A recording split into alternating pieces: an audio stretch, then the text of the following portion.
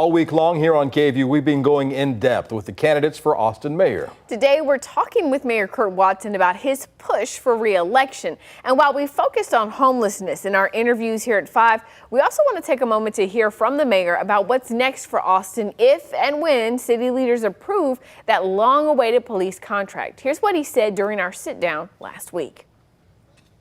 I didn't want it to be just a 3-year contract or a 4-year contract, which is what typically is what it's been in the past.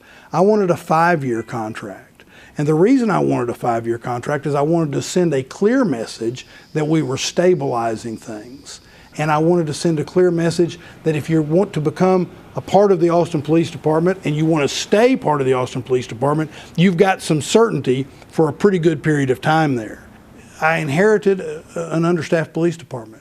I'm doing what we need to do in order to get us to the police department that we all deserve. Now, I also talked with Mayor Watson about how he wants to address the increasing number of people experiencing homelessness.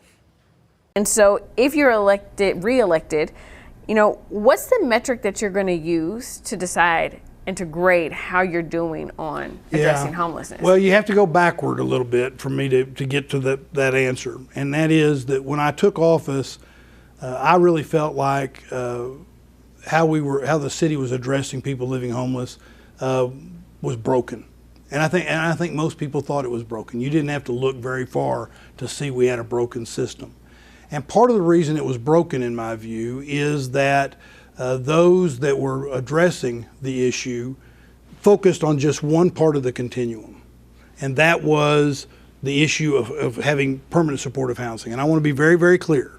I want more permanent supportive housing. We're building lots of permanent supportive housing, and we need more permanent supportive housing. But that can't be all there is. We were desperately behind on the number of emergency shelter beds. So what that means is that when a city votes to reinforce the camping ban that had been taken away, and the state mandates a camping ban, you don't have a way to do that in a humane way. You can go tell somebody you can't camp here, but we weren't providing the resources in order for them to be able to get into the programs and get the help that they need. And a key part of that was emergency shelters. So one of the things I pushed was to get us more emergency shelters. We're still behind, but we've made significant, for example, when the Salvation Army decided to close down 3 weeks into my term as mayor, they were going to close by the end of the month. We said no, we bought it. We've now turned it into a downtown shelter, the marshalling yard, things of that nature. What we're doing is we're building out the continuum. When I became mayor, one of the things that we didn't have was a standalone strategy office for homelessness. We do now.